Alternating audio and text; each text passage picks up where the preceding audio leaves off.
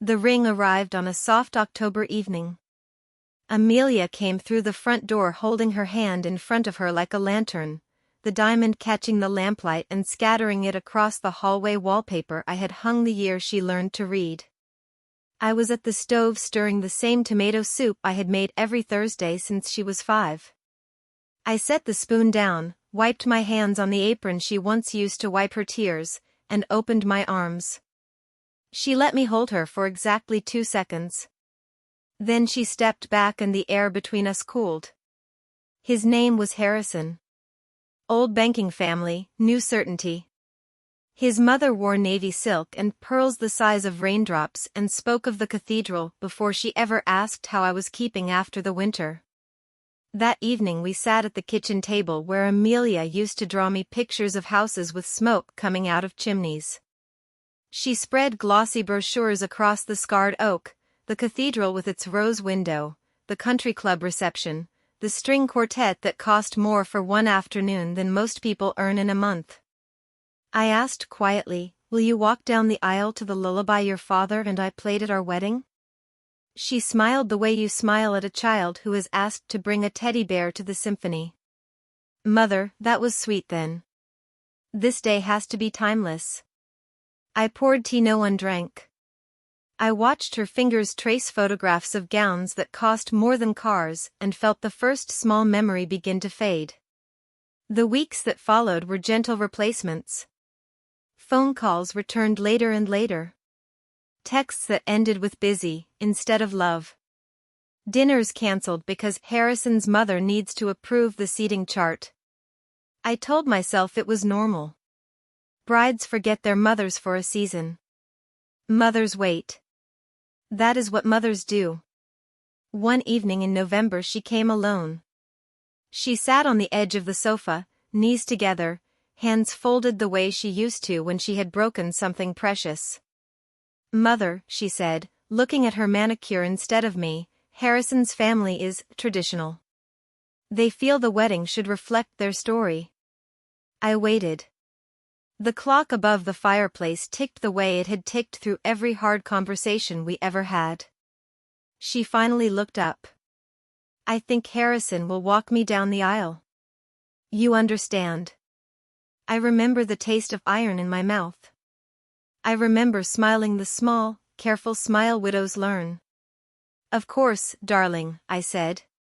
And the lullaby inside my chest went quiet for the first time in 46 years. December arrived cold and quiet. The invitations came in heavy ivory envelopes addressed only to me, no one guessed, though her father had been gone 16 years. I laid the envelope on the kitchen table beside the salt shaker and stared at it until the gold lettering blurred. The planner's name was Celeste. She had telephoned me in October full of warmth and questions about Amelia's childhood, the song we danced to at her sweet 16, the veil I wore in 1977. Then, after Amelia's November visit, the warmth cooled. Emails went unanswered. When I finally reached her, her voice was polite frost. "Mrs. Caldwell, Amelia has asked that all decisions go through her now. You understand." I understood. I began noticing the small erasures. The caterer who once asked about my lemon rosemary chicken now spoke only of the bride's fillet. The florist sent sketches addressed only to Amelia and Harrison. The veil I had offered, cleaned, reboxed, waiting, was returned with a note, "We've chosen something more modern." One gray afternoon I drove to the cathedral unannounced. Amelia stood beneath the rose window while Harrison's mother measured the aisle with a silver tape. They did not hear me at first. I stood in the shadows watching my daughter rehearse a walk that no longer included me. When she saw me her smile faltered for half a heartbeat. Then it returned, practiced. "Mother, we're timing the processional." Harrison's mother did not turn around. I said I only wanted to hear how the organ sounded. Amelia sighed the way you sigh at a child who has wandered into the wrong room. Celeste appeared and gently took my elbow. "Perhaps another day, Mrs. Caldwell. We're on a very tight schedule." I let her lead me out. The great doors closed behind me with a sound like a book shutting on a story I was no longer part of. That night I sat in the dark living room with the invitation in my lap. I ran my thumb over the raised lettering that spelled only my name and felt the years of scraped knees and school plays and midnight fevers fold themselves into a very cold, very small place inside my chest. I made tea I did not drink. I looked at the photographs on the mantel, Amelia missing her front teeth, Amelia in a graduation cap, Amelia asleep on my shoulder the night her father died. And somewhere between the second and third photograph I stopped waiting to be remembered. January came in hard and white. One evening I went to the attic to find the box of Amelia's baby things, the tiny knitted booties, the hospital bracelet, the first lock of hair. Behind the cedar chest, wrapped in the same yellowed tissue I once used for Christmas ornaments, lay the small mahogany box my husband pressed into my hands the night before he left us forever. I carried it downstairs and laid it on the kitchen table beneath the lamp we had used for bedtime stories and tax returns and every promise we ever made. The little brass key still hung on its ribbon around my neck. I had worn it for 16 years without knowing why. The lid opened with a soft sigh, as though it had been holding its breath. Inside were folders bound in navy ribbon and one cream envelope sealed with green wax, the color of the bedroom we painted the week we learned I was pregnant. I broke the seal.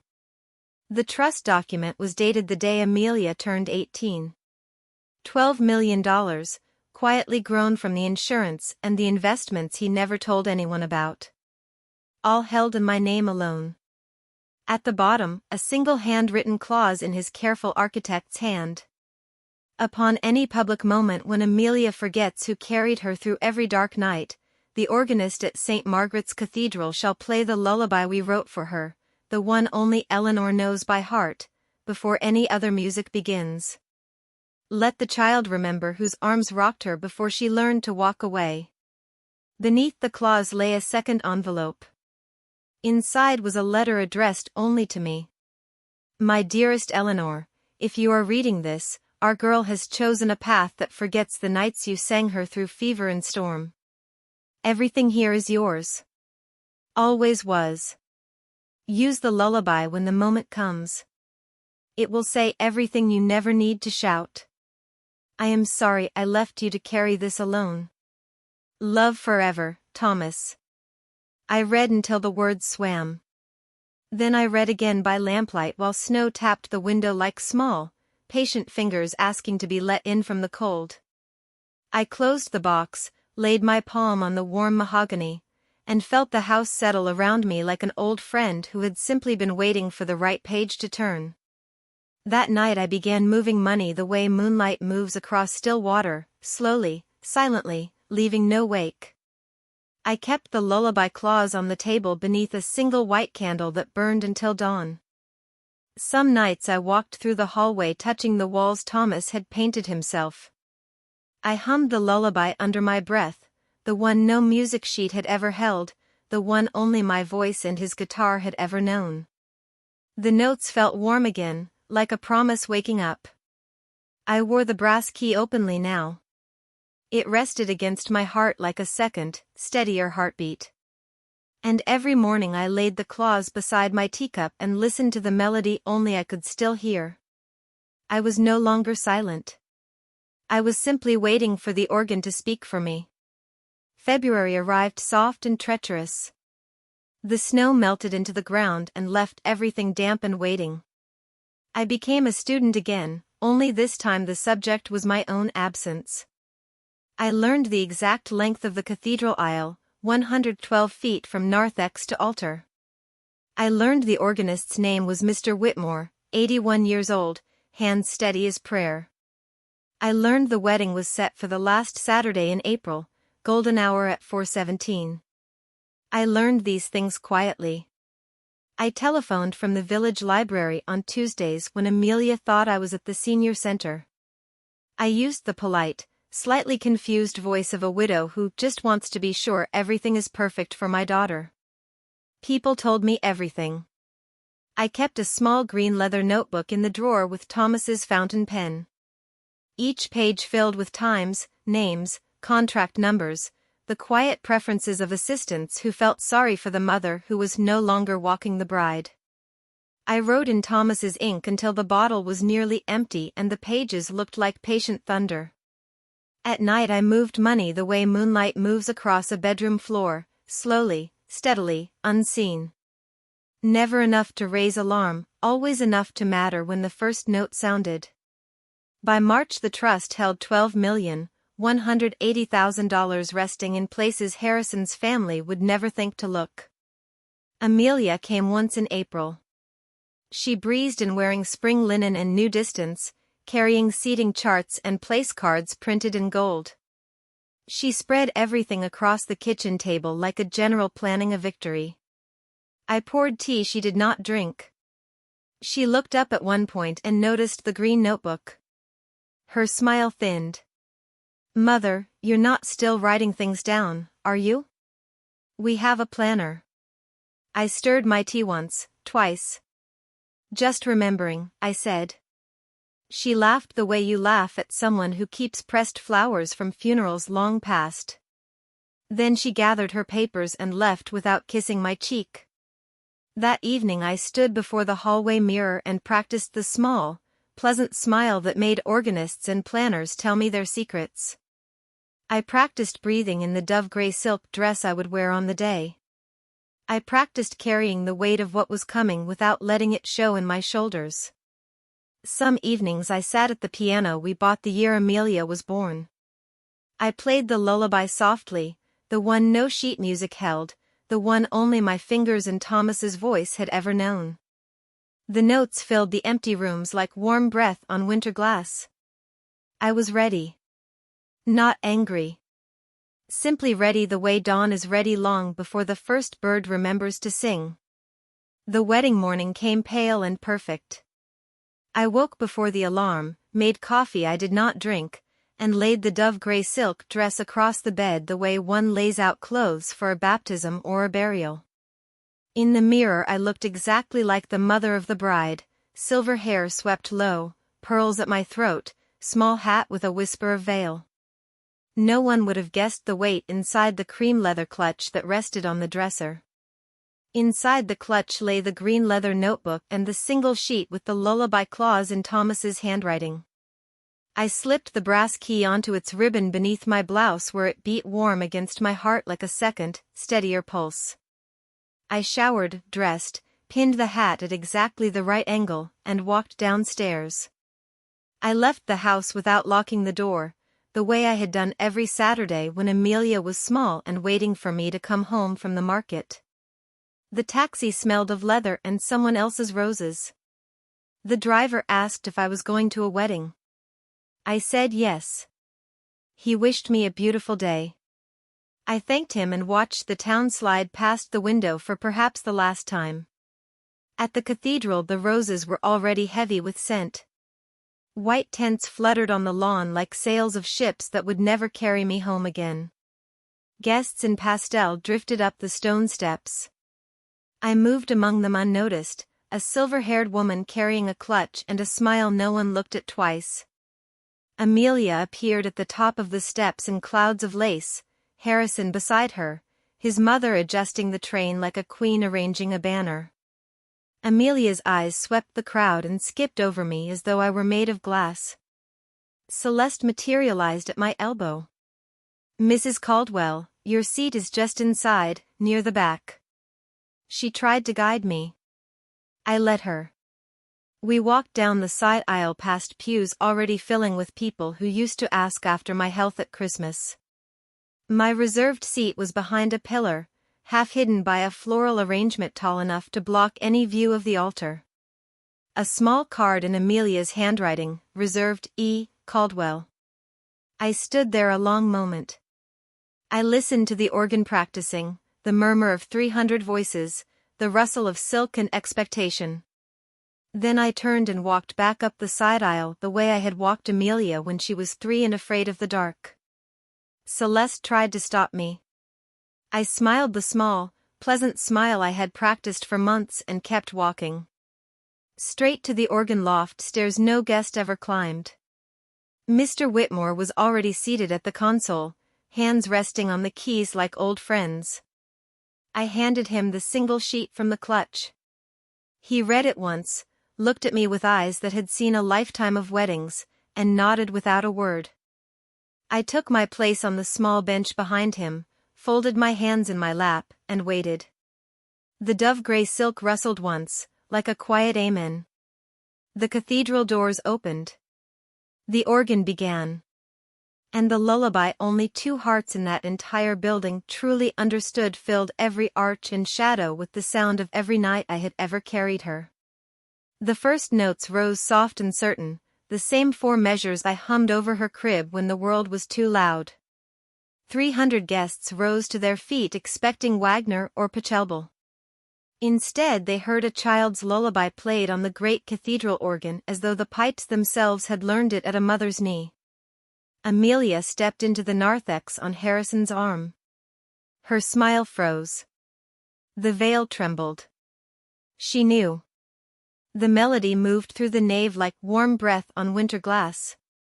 Every note carried a memory, the night she had chicken pox, the storm when the power failed, the evening her father died and she crawled into my bed at 3 in the morning. I watched from the loft, hands folded in dove-gray silk, tears sliding without sound. Mr. Whitmore's fingers never faltered only once. When the lullaby reached the small trill I added the week she learned to walk. Then they steadied and played on. Halfway down the aisle Amelia stopped. Harrison tried to urge her forward. She could not move. The music held her the way my arms once had. Guests began to understand something was happening they had not been invited to witness. Heads turned, searching for the source. Some saw me in the loft and looked quickly away, as though they had stumbled upon a private prayer. The lullaby swelled to the final phrase, the one Thomas wrote the night Amelia was born, the one that always ended with a soft descending sigh. Mr. Whitmore let the last chord linger until the cathedral itself seemed to breathe with it. Then silence. Perfect, complete silence. Amelia stood alone in the center of the aisle. Harrison had stepped back, uncertainly. Her bouquet trembled in white-knuckled hands. I rose. I walked down the narrow spiral stairs the way I once carried her down when her legs were too small for the steps. I reached the narthex just as the silence broke into confused whispers. Amelia saw me. Her lips parted. No sound came. I walked the side aisles slowly, dove-gray silk brushing the pews, until I stood level with her. I did not take Harrison's place. I simply stood beside my daughter in the aisle that had always been ours. The organist began the planned processional, Wagner, grand and impersonal. But no one moved. They were waiting for something only a mother could give. I looked at Amelia. I saw the little girl who used to fall asleep to that lullaby clutching my finger. I saw the woman who had tried to write me out of her forever. I saw both at once. I offered my arm. Not as the person who had been replaced. As the person who had never left. She stared at it for a long heartbeat. Then, slowly, she placed her hand in the crook of my elbow. Harrison stepped aside without a word. Together we walked the remaining 50 feet. The organ played Wagner, but everyone heard the lullaby underneath. When we reached the altar I lifted her veil, kissed her cheek once, softly, and placed her hand in Harrison's. I took my seat in the front pew that had been left empty. The ceremony continued. Vows were spoken. Rings exchanged. But the day belonged to the song only I had been allowed to give her. They say the photographs are beautiful. Amelia radiant, Harrison proud, the cathedral glowing. But everyone who was there remembers the moment the organ forgot the program and played a mother's heartbeat instead. She came to the house 3 weeks later. May was gentle that year. She stood on the porch in jeans and the old college sweatshirt she used to steal from my drawer. She asked if she could hear the lullaby one more time. I made tea. We sat at the kitchen table where everything had once been possible. I hummed it softly, the way I had when the world was too big and her bed was too small. She cried without sound. I passed tissues the way I once passed warm milk at 2 in the morning. When the cup was empty, she whispered, "Why didn't you fight me?" I looked at her for a long, steady moment. "Because, darling," I said, "some walks are only real when the child chooses them." She left the sweatshirt draped over the chair. I folded it and placed it in the cedar chest beside the tiny knitted booties. Some evenings I sit at the piano and play the lullaby for no one but the quiet rooms. The notes settle into the walls the way love settles into a house long after the voices are gone. People ask if I am lonely. I tell them loneliness is an aisle walked without the song that carried you there. I have the music. That is enough. The last laugh is never loud. It is the hush that falls when an organ remembers what a daughter tried to forget. It is the soft pressure of a mother's arm when the world has taken everything else. It is an old woman sitting alone at her piano keys that still know her name, playing a lullaby the cathedral will never be allowed to unhear. If this story rested somewhere gentle inside you tonight, stay a while longer. The kettle is warm, the chair by the window is waiting, and there are many more quiet evenings when a woman remembers the only walk that ever truly mattered was the one back into her child's trembling hand. You are safe here. You are heard. And that, my dear, is the sweetest note of all.